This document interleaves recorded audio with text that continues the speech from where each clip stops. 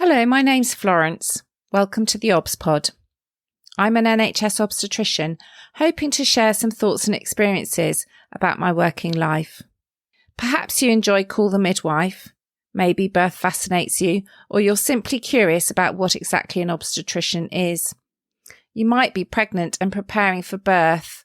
Perhaps you work in maternity and want to know what makes your obstetric colleagues tick, or you want some fresh ideas and inspiration. Whichever of these is the case, and for that matter, anyone else that's interested, the theobspod is for you.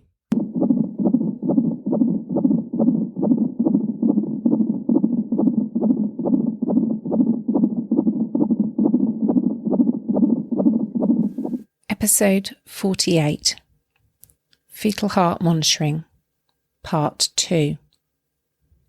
Today I'm going to follow on from last week and consider how we might monitor a baby's heartbeat in labour.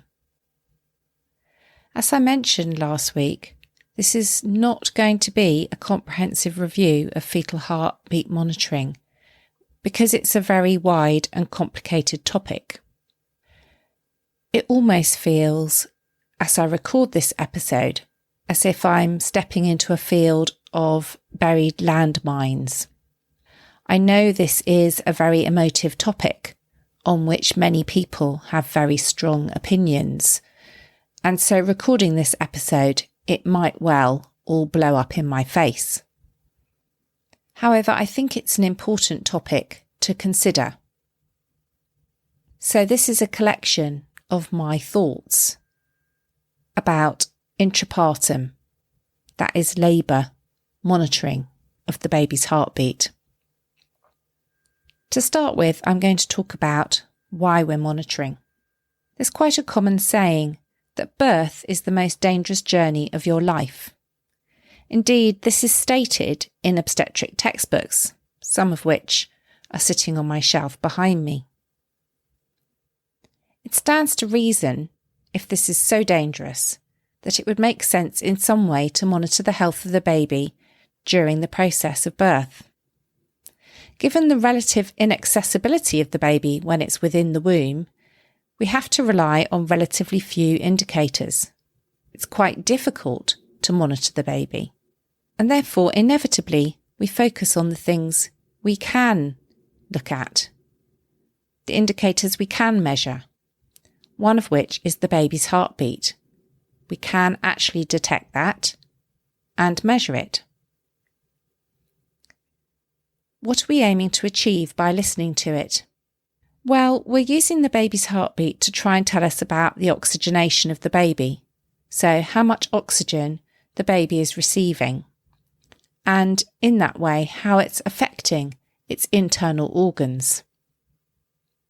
Changes in the heart rate might signal the normal process and progress of the labour, but some changes may signal hypoxia, a shortage of oxygen. Ultimately, our aim is to prevent damage to the baby, or worse still, death. So we're using heartbeat monitoring as a screening test. Remember, when I've talked about screening tests in a previous episode, one of the criteria that we need to use is that we should be able to detect a change, and that there should be an intervention that can be taken early enough to prevent deterioration into a more serious situation. In this case, we might be expediting the birth of the baby, trying to prevent damage from the lack of oxygen. This is not a new idea. In the 19th century, there is documentation of the indication for forceps in favourable situations, I'm assuming that means when the cervix is fully dilated, if the fetal heartbeat is heard below 100 or above 180. Those are parameters that I would recognise today. Some of you who listen regularly will know I have a 1930s obstetric textbook that I enjoy looking back at. And in that book there are similar observations that distress or impending death are associated with first an increase in the fetal heart rate and then a steady decline. Interestingly, It does, however, note that temporary slowing of the fetal heartbeat during a contraction is normal, but that pronounced slowing with a tardy return to the usual rhythm is an indication of the child's life being in danger. Listening to the baby's heartbeat during labour is therefore not a new concept. In practical terms, these practitioners would have listened with a stethoscope or pinard, the sort of trumpet I mentioned previously. And the action they could take was a forceps, an assisted vaginal birth, if they heard things that were concerning to them. But now let's add in technology. I've talked previously about the advent of ultrasound in the 1970s. Ultrasound Dopplers meant the introduction of electronic fetal heartbeat monitoring. We could now use a machine to continuously listen in to the baby's heartbeat during labour. Surely that would be a good thing, wouldn't it? Or is it? Any machine is only as good as the people using it. We may now have achieved a continuous record of the baby's heartbeat, but now we have to consider what it actually means. What sensitivity or specificity does it have? In other words, does it correctly identify the babies that are in difficulty or in trouble from those babies that are not?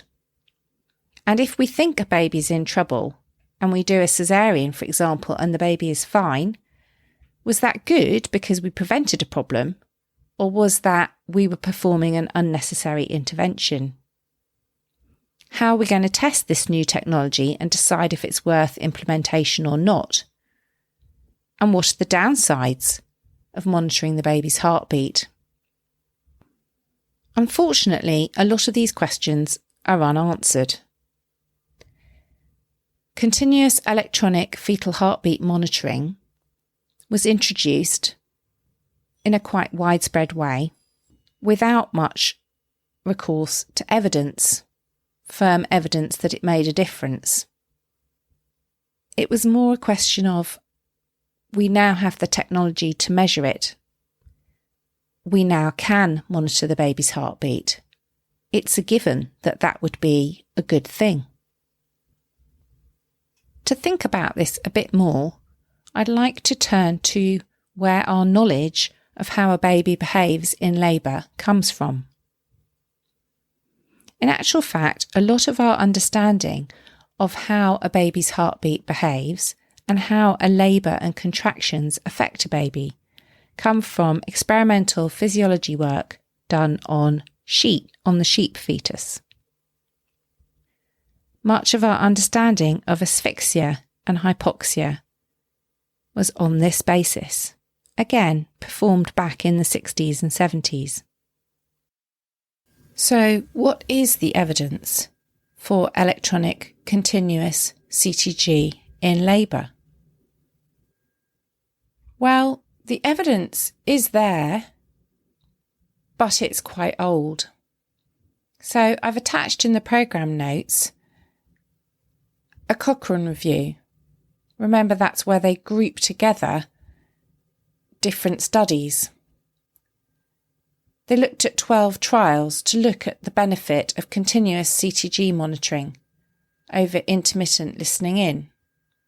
Together, the trials did involve 37,000 women, but no trial compared continuous heartbeat monitoring, CTG, with no monitoring at all. Most of the studies are old, and the review was dominated by one large trial from 1985 involving 13,000 women.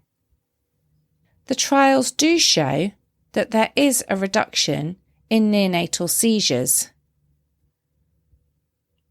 So babies that have a fit shortly after labour, which we know can be a sign of hypoxic damage. But there was no difference in the number of babies who died during or shortly after labour, and no difference in the rate of cerebral palsy. And cerebral palsy is the long-term damage that we're trying to prevent.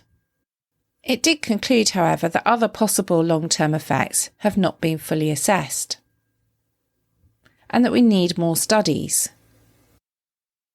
And it did demonstrate a possible rise in the caesarean section rate. So in other words, our intervention. It's tricky to look at doing a big trial to understand the benefit of monitoring babies' heartbeats. We need huge trials, as the outcome measure that might be stillbirth or hypoxic damage, that's damage to the baby's brain from a lack of oxygen, are thankfully quite rare. Any trial looking at the use of continuous electronic fetal heartbeat monitoring in labour would also need to have very consistent approaches in interpretation, and also consistent approaches in terms of staffing, equipment, and recourse to action if a decision to intervene was required. This immediately introduces tremendous complexity. You've got to educate the healthcare staff in a standard approach to interpretation and action. There'll be many confounding variables. And there will also be lots of side effects. Side effect of a woman perhaps being less active in labour because she's attached to a monitor. Perhaps a side effect of a shift in prioritisation from support of a woman to attempting to capture the baby's heartbeat continuously. So, undertaking a trial to look at the success or otherwise of electronic fetal heart rate monitoring is difficult. Then we need to come on to who should be monitored. I'm going to talk now about something called the admission test or admission CTG. Obviously, this is a good plan. Every woman admitted in labour should have a 20-minute CTG to check on the well-being of the baby. Great plan. This way, we can easily pick up babies that are at risk or already stressed by the start of contractions. My 1990s textbook on fetal monitoring has a whole chapter on the admission test. There are obvious advantages over a midwife intermittently listening in for a minute after a contraction every 15 minutes, because you'll be picking up the baby's heartbeat a much larger percentage of the time. Stands to reason, good idea. But then again, maybe not. We're back to screening test categorisation. The first point of a screening test is the prevalence in the population of the problem you're trying to detect. If the complication is of low prevalence, for example, this is a healthy baby at the end of a healthy pregnancy, the prevalence of hypoxia will be low, very low, and therefore false positives will be higher. False positives will be babies that are actually fine, but that we think are demonstrating signs of distress. In view of this, women with a healthy pregnancy, we shouldn't be using electronic cardiotocograph CTG.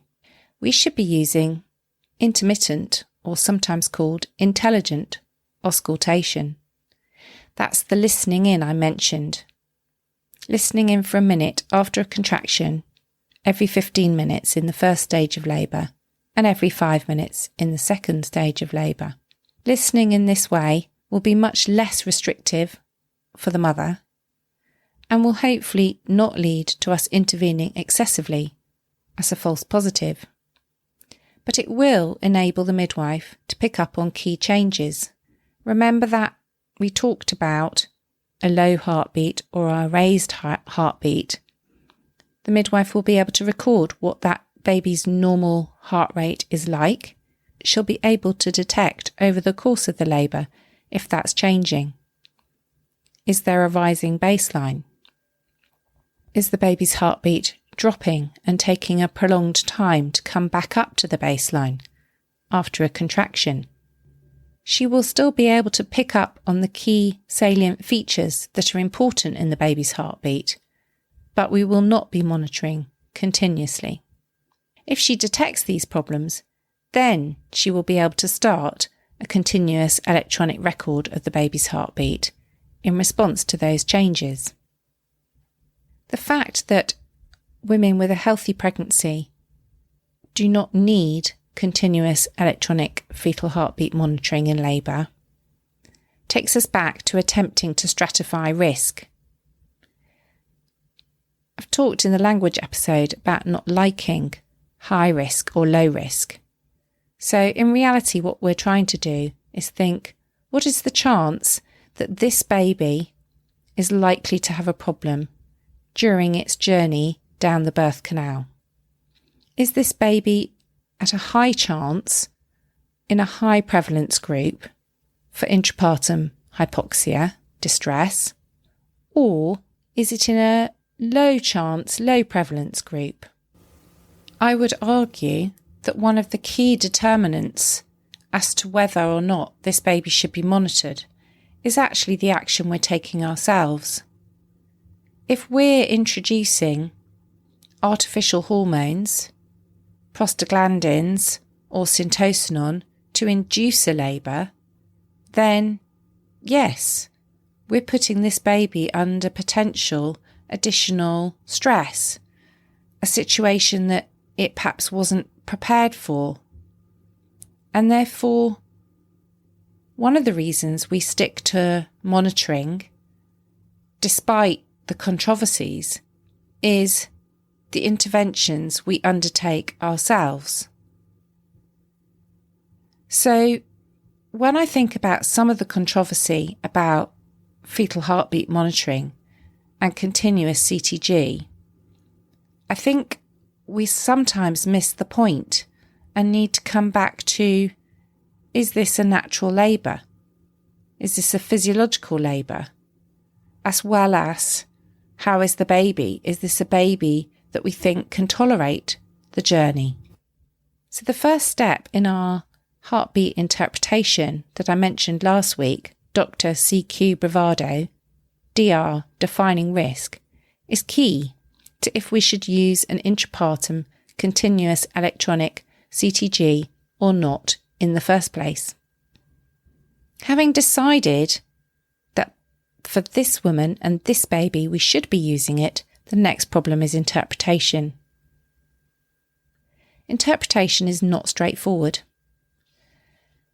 partly because there are a multitude of guidelines, and the guidelines are constantly being changed and updated. At the moment, we have NICE, the National Institute of Clinical Excellence, we have physiological CTG, and we have FIGO, the International Federation of Obstetrics and Gynecology. Each of these uses different language, different nomenclature, when to act, what time frame to review the CTG over, how we should describe things. It's no wonder that each baby counts. The project by the Royal College of Obstetricians and Gynecologists trying to improve outcomes for babies flags CTG interpretation issues as a problem. Women might look at the statistics and think we're incompetent. How can we possibly accept that we make so many mistakes, in inverted commas? But the reality is there's much more complexity to the situation. It is disheartening when you look at the Each Baby Counts recommendations that some of the recommendations on fetal heart rate monitoring are essentially the same as from the KESDI report in 1997, KESDI being the old Confidential Inquiry into Stillbirths. That means we haven't come anywhere in 24 years. At that point, I was in my first year as a registrar.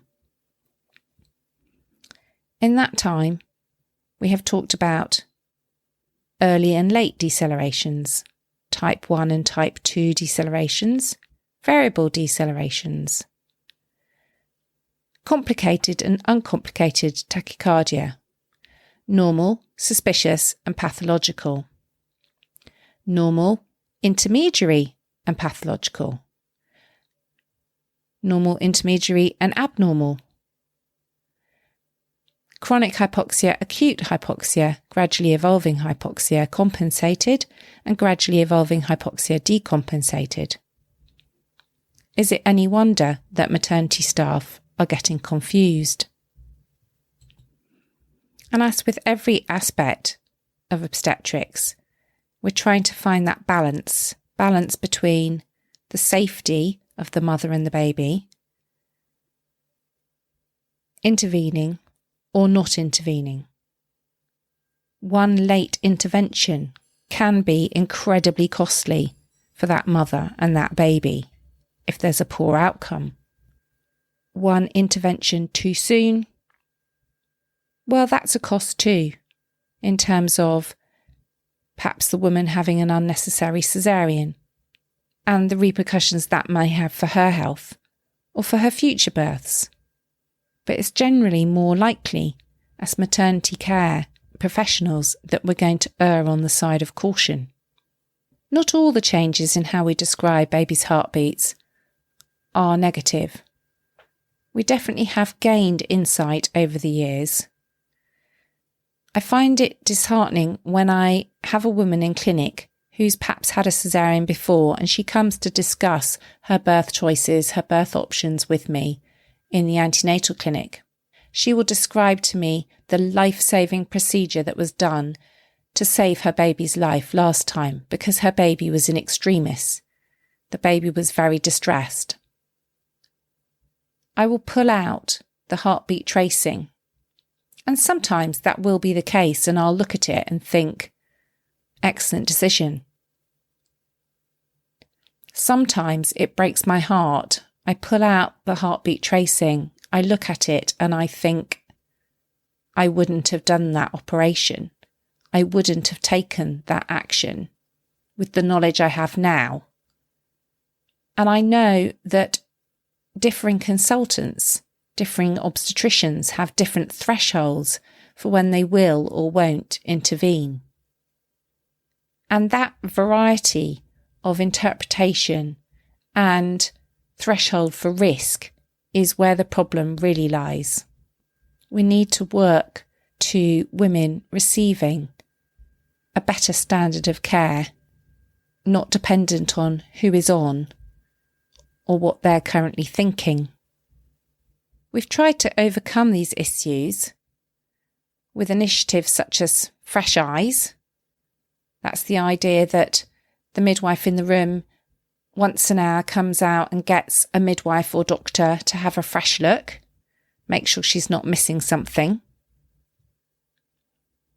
Or with having central monitoring. So at the hospital I work at, we have a screen where we can view all the heartbeat traces of the women in labour outside the room. That can be good, less interruptions for the woman after all.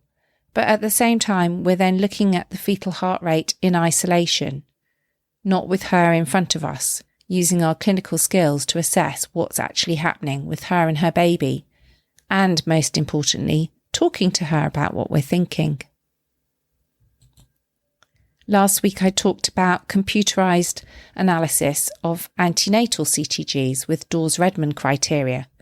Could we not use computerised heartbeat traces for labour care? Well, unfortunately, large trials have shown that this doesn't work. Tested in 46,000 labouring women, the results were very disappointing. So, although humans are fallible, it appears that we cannot be bettered by computers in this situation. Another way of looking at improving our detection of problems with the baby's heartbeat trace is to add adjuvant tests that might, when we have a concern, try and confirm or refute that diagnosis. In the past, we used to do fetal blood samples, taking a drop of blood from the top of the baby's head, from the scalp, and looking at the pH, the acidity of that baby, to try and determine how well that baby was coping with labour. And although this remains in national guidance, there is quite a lot of evidence that actually a test from the top of the baby's scalp does not indicate the well-being of the baby. It doesn't equate to what may be happening in its central blood system, for a start. And secondly, that sample can easily be contaminated by amniotic fluid and vaginal fluid. So it's not an accurate way of assessing what's happening with the baby. The alternative is something called STAN or ST analysis. This is an actual electrical recording of the baby's heartbeat. Similar to if an adult came into hospital with chest pain, they would have an ECG, and we would see changes in that ECG showing myocardial or heart muscle hypoxia. STAN works on that assumption. If the baby is stressed and if the baby is becoming hypoxic, it will show this in its ECG. And then knowing that those changes are happening in that baby, that tells us actually, yes, there's something going on with this baby more than what we're just seeing in the heart rate alone. Some places have found the introduction of STAN extremely beneficial. It's reduced the emergency caesarean section rate and improved the outcome for babies. However, it's been difficult to replicate these results. Outside of research conditions, implementing STAN, many hospitals have not been able to find the same success. With the focus on reducing stillbirth and improving safety in maternity services, there has been a lot of focus at national level, including in the Saving Babies' Lives Care Bundle on fetal heartbeat monitoring in labour.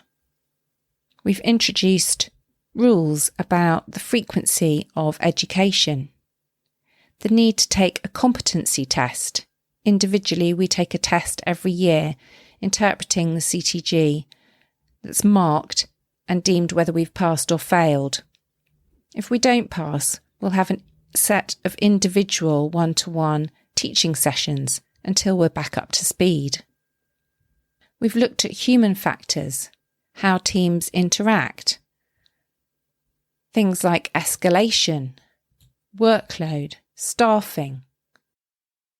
We have a fetal heartbeat monitoring specialist senior midwife, so when we have a query on the labour ward, we can go to her and get advice and support. And this is not just for the midwives, this is for the doctors too. We have annual masterclasses, regular meetings for all grades of staff. And through this project that started with the Sign Up to Safety initiative, we've dramatically reduced both our perinatal mortality and the babies affected with HIE, hypoxic ischemic encephalopathy, or hypoxic brain damage. It's taken enormously hard work by some of my colleagues, but it's also taken a massive amount of collaboration from us all. All these different things come into play. Nothing is as simple as just looking at the heartbeat tracing in isolation. So from all this, what is my zesty bit? What is my essence, my nugget this week that I want you to remember? I think as healthcare professionals, I'd like you to take a step back. Let's stop arguing about which guidance we're following.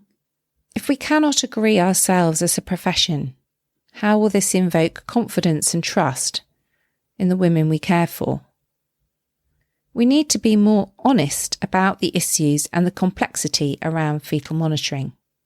In preparing for this episode, I've searched for and found almost no information for women on fetal monitoring, either its success or its failings, or what to expect. I'm wondering if, despite our best intentions, we may have lost sight of what we're trying to achieve. Any time I think about fetal heart rate monitoring, I think about the Monty Python hospital sketch. Or in my mind, the machine that goes, bing! I have put a YouTube link to this in the programme notes. This is a sketch in which a woman in labour comes in to birth her baby, and the staff are obsessed with the number of machines, the latest technology, and most importantly, what it cost, which is the most expensive, and what do the hospital administrators think. For me, whilst it's absolutely hilarious, it can prove slightly uncomfortable watching. We are more and more invested in fetal monitoring technology, trying to use computers, central monitoring systems, and ST analysis. Perhaps we need to take a step back, educate ourselves on the basics, and look at our decision making. Something that one of my colleagues is attempting to pioneer. Thinking through this episode, I thought of a few steps we should be taking. Step 1. Should we offer monitoring to this woman? What is the relevance of it for her and her baby? Step 2. Have we given her sufficient information in advance for her to decide if she wants this monitoring? Step 3. Are we competent? Do we have sufficient education, understanding, and a regular competence assessment to use this monitoring? Step 4. Do we have common language and teamwork and a good decision-making process? Step 5. Do we monitor the impact of using the fetal heartbeat technology? Yes, the perinatal outcomes, the outcomes of the baby, but also our caesarean rates and women's experience of care. As a pregnant woman, understand the limitations of the test. Yes, it may be beneficial for you and your baby. For some babies, of course, monitoring will be beneficial, possibly even life-saving. These babies that are at risk of hypoxia during labour, as very small growth-restricted babies, or premature babies, or twin pregnancies. An important situation in which continuous heartbeat monitoring is absolutely essential is when we're using syntocinon, synthetic hormone, to make the womb contract. Whilst its use can be very beneficial, there are lots of associations with its use and increasing the chance of the baby getting distressed. So use of heartbeat monitoring in this situation, I would say, is essential. Don't be afraid when more than one person comes in to look at the baby's heartbeat, to give their opinion and discuss things with the midwife caring for you and yourself. Know that teamwork, fresh eyes, and the decision of what is the right treatment for you and your baby is a very complex process, and that for your midwife, asking the views of other members of the team is something she's doing not only to keep you and your baby safe, but to try and minimise unnecessary intervention. So I'm not at all saying that monitoring is not the right thing to do, but understand its limitations, understand its benefits, understand the impact it will have on you and your experience of maternity care, and make an informed choice about what you wish to do. In the absence of any properly designed information for women, I've enclosed a couple of articles which debate the pros and cons of fetal heartbeat monitoring that you may find interesting to read and think about as you plan your birth. I do hope you've enjoyed listening to this episode of theobspod. Feel free to contact me on Twitter at FWmaternity or at theobspod to ask me questions, give me topics for future episodes, or let me know what you think. It's absolutely fantastic when you get in touch. I really enjoy reading your comments. As usual, I've tried to include in the programme notes some extra reading about this particular topic, both for professionals working in maternity care and for pregnant women using services. I'd like to reassure you that although I'm talking about my experiences working in maternity care, I take confidentiality very seriously and do not give any personal information about any of my patients. If you've enjoyed listening, I'd love you to recommend the theobspod to friends or colleagues, and please do leave me a review on whichever podcast directory you find my episodes. Many thanks for listening.